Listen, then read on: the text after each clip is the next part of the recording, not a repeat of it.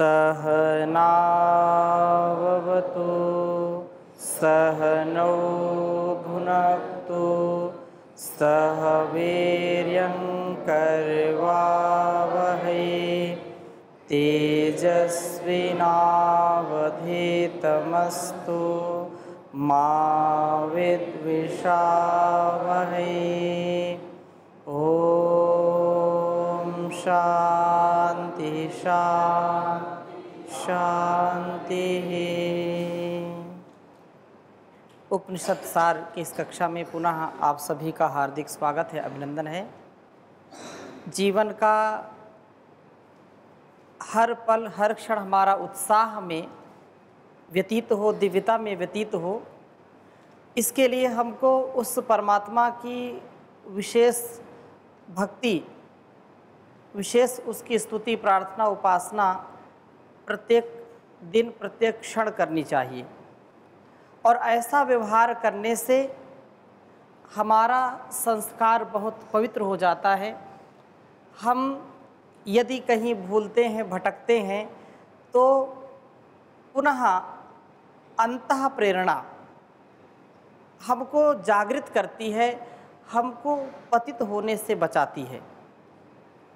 क्योंकि संसार में व्यक्ति आता है, संसार के संपर्क में रहता है, गलतियां स्वाभाविक हैं, हो ही जाती हैं, परंतु उन त्रुटियों से हम सीखें तथा ऋषियों के द्वारा बताए गए मार्ग का सदा आलंबन लेते हुए इससे कभी भूले नहीं, कभी भटके नहीं, एक रस होकर के, एक कनिष्ठ होकर के, एकात्म होकर के आगे बढ़ने का प्रयत्न करना चाहिए। उपनिषद सार के स्वाध्याय में हमने ईशोपनिषद का स्वाध्याय किया। केनोपनिषद के स्वाध्याय में हमने केनोपनिषद का पहला खंड पढ़ लिया है, समझने का प्रयास किया है और वास्तव में इस जगत और इस जीवन का जो सार है, उस सार को, उस उपदेश को किंचित मात्र भी यदि अपने स्वभाव में हम उतारते हैं तो निसंदेह हताशा, निराशा तो आ ही नहीं सकती और अंतःकरण हमारा पवित्रता से युक्त होकर के विशालता से युक्त हो जाता है। द्वितीय खंड का स्वाध्याय हम आरंभ करेंगे आज। पहले खंड में अनेक प्रकार से शिष्य को गुरु ने समझाया, बताया कि वास्तव में जो ब्रह्म है उसका स्वरूप क्या है, जो संसार का नियमन करने वाला है, संसार को चलाने वाला है, इस शरीर का चलाने वाला है, इस शरीर में जितने भी अंग हैं उन अंगों का भी वह नियमन करने वाला है, उनको संयमित रूप से चलाने वाला है, कभी अतिक्रमण नहीं करते। अतिक्रमण हमारे द्वारा जब होता है, हमारे आहार में, हमारे विचार में, हमारी दिनचर्या में जहाँ त्रुटि हुई वहीं पर हम अस्वस्थ हो जाते हैं अपने विचारों से, अपने मन मस्तिष्क से और अपने शरीर से। यदि सच्चे अर्थ में जीवन को स्वस्थ रख करके चलाना है तो हम कभी भी परमात्मा के द्वारा बनाए गए नियमों का उल्लंघन ना करें। पहले खंड में प्रश्नोत्तर पूर्वक ब्रह्म की शक्ति और उसकी उपासना पर बल दिया, क्योंकि मानव संसार के विषय भोगों में ही फंसा रहता है, इनसे भिन्न कुछ उसको सूझता ही नहीं है। दो ही तीन एजेंडे उसके होते हैं, खाओ पियो मौज करो, इसके अलावा वो कुछ विचारता ही नहीं कि और भी कुछ विचारने की चीज़ है।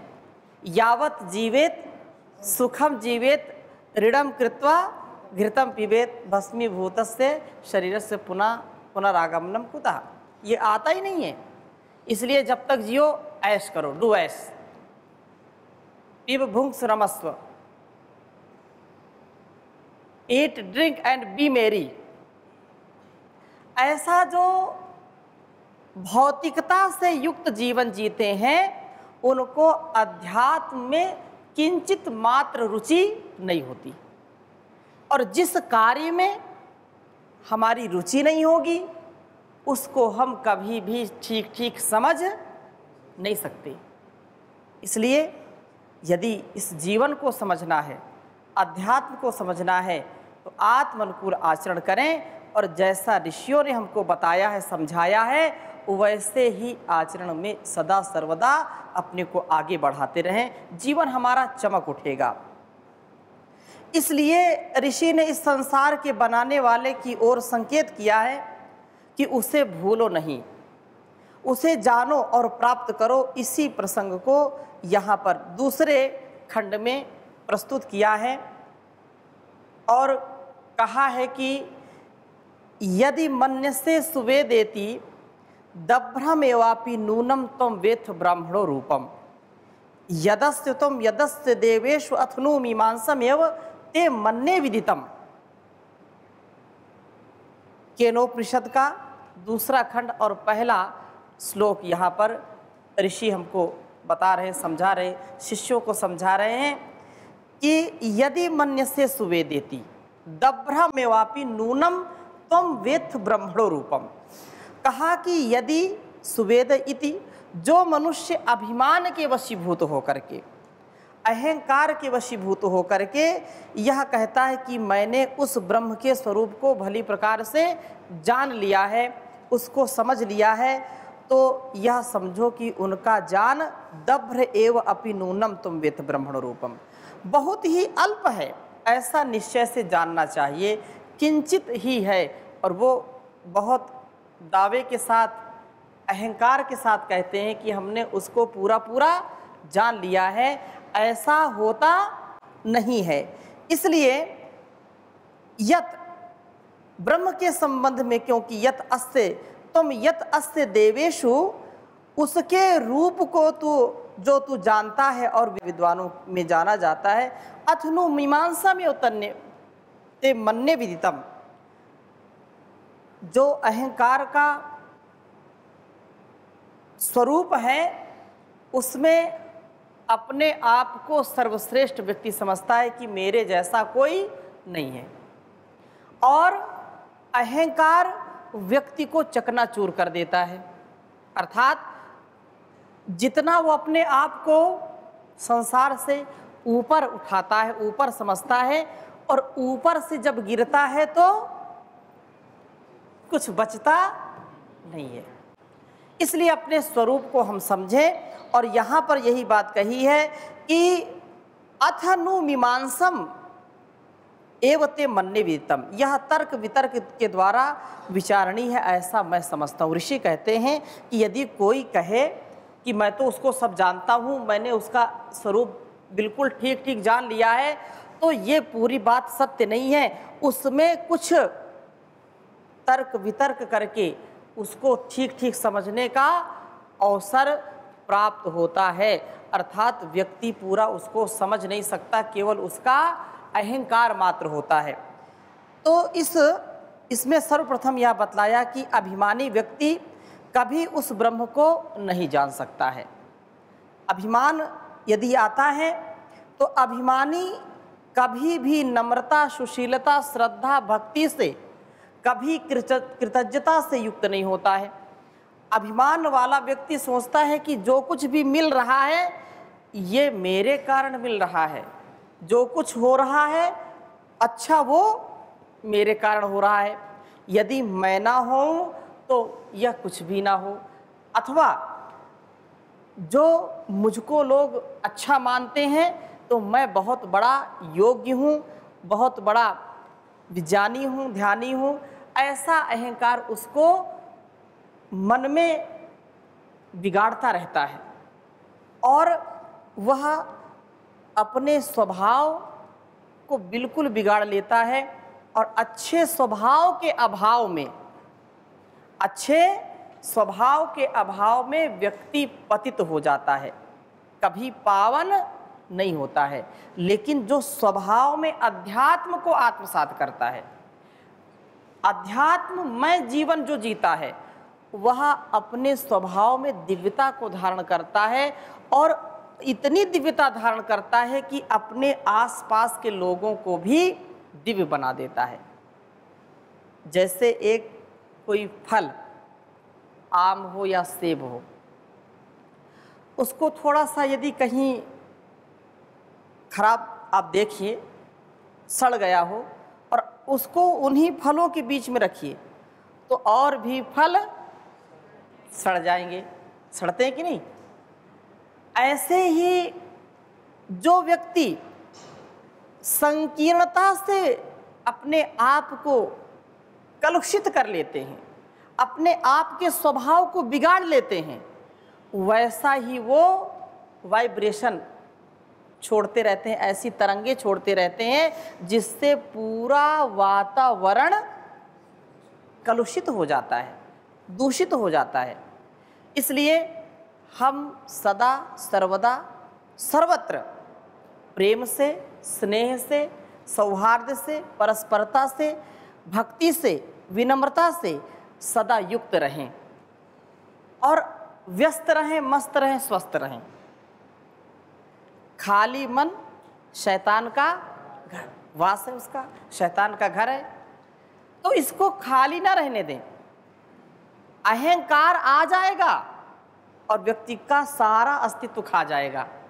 इसलिए अहंकार से बचना है तो हमको वेदोक्त जीवन जीना है, पावन जीवन जीना है। इसलिए यहाँ पर कहा है कि अल्पज्ज और अपूर्ण शक्ति वाला मनुष्य कभी पूर्ण ब्रह्म को जान नहीं सकता, कभी भी उसको जान नहीं सकता। पूरा पूरा वेद शास्त्र तर्क वितर्क पूर्वक कुछ अंश अवश्य जानेगा, लेकिन पूरा पूरा उसको जान नहीं सकता, क्योंकि वह तो सपर्यागा शुक्रम अकायम अवृणम अस्नाविरम शुद्धम अपाप विद्दम कविर मनीषी परिभू स्वयंभू याथा तथ्य तो अर्थान वेदधा शाश्वतीभ्या समाभ्या। वह परमात्मा जो निराकार है, जो आकार रहित है, उसको यह साकार व्यक्ति जो आकार सहित है, जो भौतिक शरीर से युक्त है, उस अभौतिक को, उस नित्य शुद्ध बुद्ध को कैसे समझ सकता है। इसलिए इसको जिसने सारा संसार रचा है उसका कोई इन आँखों से, इन स्थूल इंद्रियों से उसका साक्षात्कार कर नहीं सकता। और जो करके अहंकार से युक्त होकर के बोलता है कि मैंने तो उसका साक्षात्कार कर लिया, तो ये उसकी अल्पज्ञता का द्योतक है, उसकी अज्ञानता का यह एक प्रमाण है। जैसे हमने उदाहरण दिया था कि कोई एक घूंट पानी पी ले जल उस सागर का और बोलता है कि सागर पी लिया, तो उसको आप ये कभी सत्य नहीं मानेंगे, है ना, क्योंकि अपार जल राशि है सागर में, उसको कोई भी पी नहीं सकता, उसका तो अंश मात्र पीता है व्यक्ति। और बोल दे कि नहीं सागर को पी लिया, ये बात बिल्कुल ही जस्ती नहीं है। इसलिए अपने दोषों को रोज हम दूर करें। जैसे माता पिता हमारी छोटी छोटी गलतियों को रोज बताते हैं, इसको ठीक करो, ऐसे बैठना, ऐसे उठना, ऐसे चलना। और जैसे माताएं घर की साफ सफाई करती, थोड़ा सा भी कहीं कूड़ा करकट होता है, जो अच्छी गृहिणी होती हैं, जो अच्छी माताएं होती हैं, घर को बिल्कुल साफ सुथरा रखती, कभी गंदा नहीं होने देती। इसलिए हमारे मन मंदिर में भी रोज हम झाड़ू लगाया करें। अपने मन मंदिर का कभी भी ह्रास ना हो, कभी भी दूषित ना हो, कभी कलुषित ना हो, इसके लिए रोज इसको अपनी भक्ति, अपनी युक्ति, अपनी मति गति की प्रगति करनी चाहिए। और यही प्रसंग और आगे कह रहे हैं, ना अहम मन्ये सुवेदेति नो ना वेदेति वेदचा। एक बार आधा आधा उच्चारण में करता हूँ। ना हम मन्ये सुवेदेति नो ना वेदेति वेदचा, ना हम मन्ये सुवेदेति नो ना वेदेति वेदचा, यो नस्तद्वेद तद्वेद नो ना वेदेति वेदचा, यो नस्तद्वेद तद्वेद नोना वेदेति वेद चा। इस श्लोक में भी कहा ना अहम मन्ये सुवेदेति। अब कोई ये कहे कि हमने उसको पूरा जान लिया है तो ये भी पूरी बात सत्य नहीं है, और कोई ये भी बोले कि बिल्कुल नहीं जाना, ये भी पूरी बात सत्य नहीं है। कुछ ना कुछ तो जाना है, इसलिए यहाँ कहा है कि ना हम मन्ये सुवेदेति। मानो ऋषि भी अपने शिष्यों को यह कह रहे हैं या उनको समझा रहे हैं कि हमने उसको जान लिया, ऐसा हम कह नहीं रहे, लेकिन ऐसा भी नहीं कि उसको जाना ही नहीं, अर्थात कुछ ना कुछ तो जाना जरूर है। पुत्रों, हे शिष्यों, मैं भी यह नहीं समझता कि मुझे उस ब्रह्म का पूर्ण रूप से बोध हो गया है, क्योंकि पूर्ण रूप से उसका बोध हो नहीं सकता है, और यह भी नहीं कह सकता कि मैंने उसको सर्वथा जाना भी नहीं, क्योंकि कुछ ना कुछ तो जाना हूँ। यो न तद्वेद तद्वेदा, इसलिए जो हमें यह कहता है कि मैंने उस ब्रह्म को जान लिया या इतना ही जानता हूँ कि कोई ईश्वर नामक तत्व है जो इस संसार का नियमन करता है, इस शरीर और संसार को चलाता है, सारे संसार में पूरे ब्रह्मांड में जिसकी सत्ता और जिसकी व्यवस्था चलती है, जिसकी आज्ञा से सूर्य चंद्र ग्रह नक्षत्र अपने कार्यों को करते हैं, और हमारे अंदर भी सारा कार्य चल रहा है। तो ऐसा हम कह सकते हैं, लेकिन उसको पूरा पूरा जान नहीं सकते, क्योंकि बिना व्यवस्थापक के यह व्यवस्था चल नहीं सकती है। यह वाणी भी उसी के ही द्वारा चलती है। स्वयं अनुभूत करने का विषय है, ये अनुभव हम करें, अनुभूति का विषय है, इसको हम बता नहीं सकते, क्योंकि उसको पूरा पूरा जान ही नहीं सकते। यदि कोई अपने इंद्रियों से किसी भी पदार्थ को देखा है, नेत्रों से देखा है, तो वो बता सकता है कि कैसा है। किसी ने चखा है तो बता सकता है कि उसका स्वाद कैसा है। किसी ने सुना है तो बता सकता है उसका शब्द कैसा है, लेकिन इसको कोई पूरा पूरा जानता नहीं है। इसलिए परमात्मा का ज्ञान दर्शन इन भौतिक परिच्छिन्न चक्षु आदि इंद्रियों से नहीं हो सकता, क्योंकि वह अरूपी है, निराकार है। उसका ज्ञान वेद शास्त्रों और सृष्टि रचना को देखकर की ही होता है। यह समाधि अवस्था में जैसे कोई व्यक्ति समाधिस्थ होकर के उसका अनुभव करता है, लेकिन उसका बखान नहीं कर सकता है। कोई रसगुल्ला खा करके ये बताए कि बड़ा मीठा है और आपने कभी खाया नहीं, आप क्या जान सकते हैं? जान नहीं सकते उसको पूरा पूरा, जब तक कि आपको रसगुल्ला न मिले, जब तक आपको जलेबी न मिले। कितनी ही कोई बातें करता रहे, बड़े बड़े ग्रंथ आपको पढ़ा दे रसगुल्ले के ऊपर, जलेबी के ऊपर, लेकिन उसका स्वाद मिलेगा? उस नहीं मिलेगा। अगर ऐसा होने लगे तो कमाल हो जाए, तो कभी बनाने की आवश्यकता ही नहीं होगी। फिर जानते हो क्या होगा? फिर लोग जो है ना रसगुल्ला कथा शुरू कर देंगे, जलेबी कथा शुरू कर देंगे। हैं, बड़ा कार्यक्रम हुआ, जलेबी कथा, अब सबको इकट्ठा बिठा लिया, चलो आज जलेबी कथा करते हैं, सब जलेबी मुंह मीठा हो गया। बोलिए, ऐसा हो जाएगा कि नहीं? लेकिन ऐसा होता नहीं है। ये अनुभूति का विषय है, ये स्वयं के पवित्रता के ऊपर निर्भर करता है, स्वयं की तपस्या के ऊपर निर्भर करता है। अपने जीवन और इस जगत के लिए जो कल्याणकारी है उसका हमको सदा ध्यान रखना चाहिए, उसका ज्ञान हमको होना चाहिए। और पुनः उसी विषय को कहते हैं, ये बहुत प्रसिद्ध श्लोक है, इसको आप समझ लीजिए। कहा है, यस्या मतम तस्या मतम, मतम यस्य न वेद सः, अविज्ञातम विजानताम, विज्ञातम अविजानताम, यस्या मतम तस्या मतम, मतम यस्य न वेद सः, अविज्ञातम विजानताम, विज्ञातम अभिजानताम। बहुत सुंदर बात कही है कि यस्य अमतम तस्य मतम। बड़े ध्यान से सुनिए इस बात को। जो संसार में कहता है निरभिमान होकर के, कृतज्ञ भाव से कहता है कि मैंने उस परमात्मा को, उसे नाम मात्र से ही जाना क्योंकि वह असीम है, मैं ससीम हूँ, मैं सीमित शक्ति वाला हूँ, उसने कुछ जाना है ऐसा समझना चाहिए।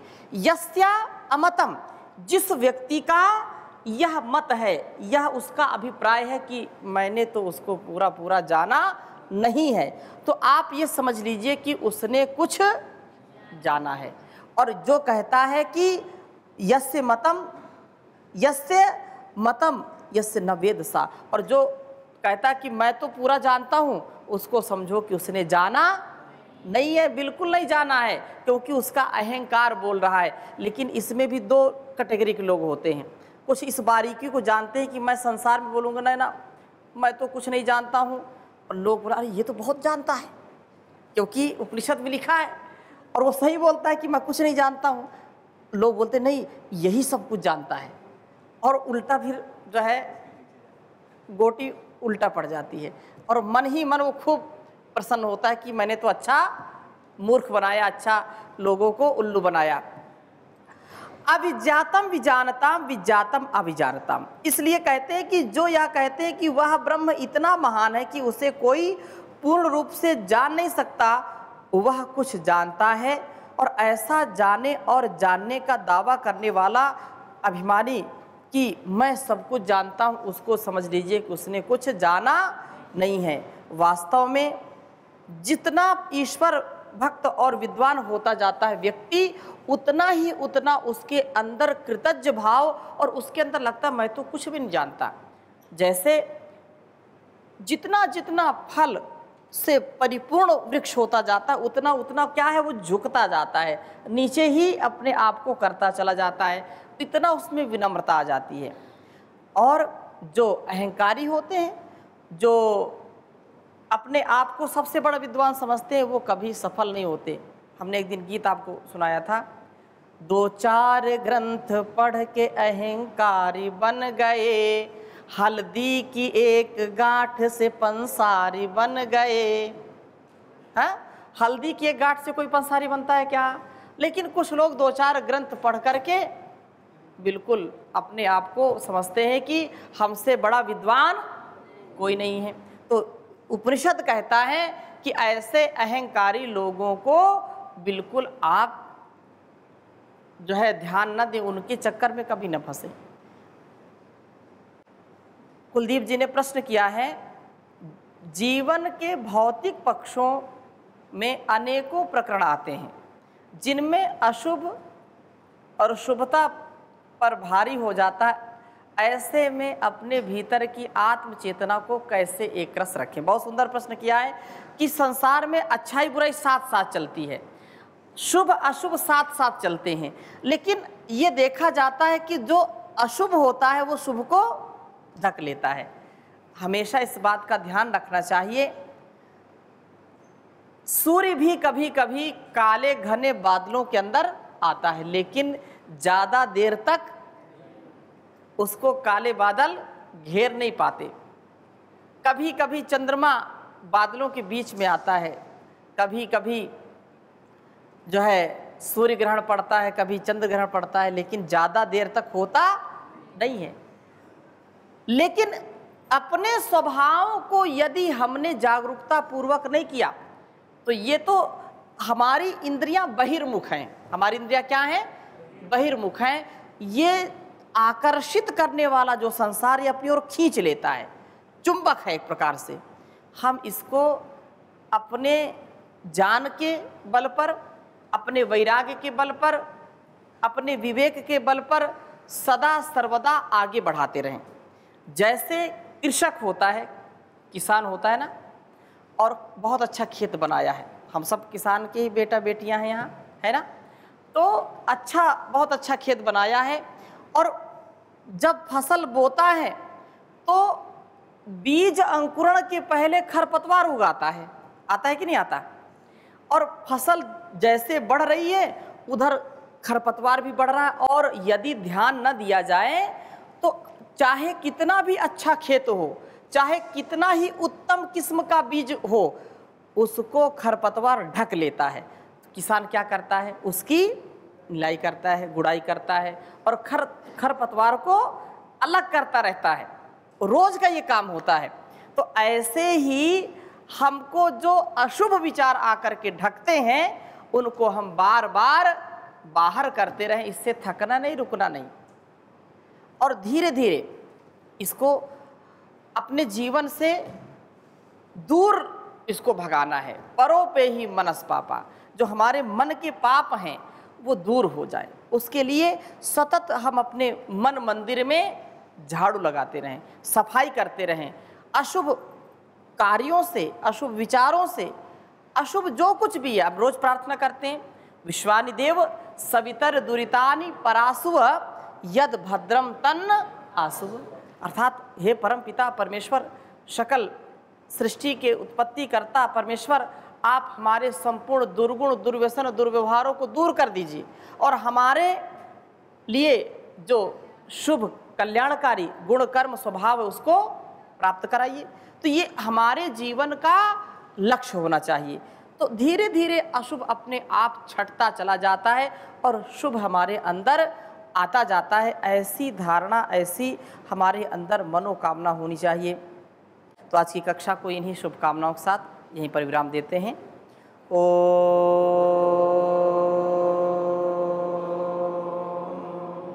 शांति शांति शांति। ओम श्री परमात्मने नमः। ओम श्री गुरुभ्यो नमः। ओम सर्वेभ्यो नमः।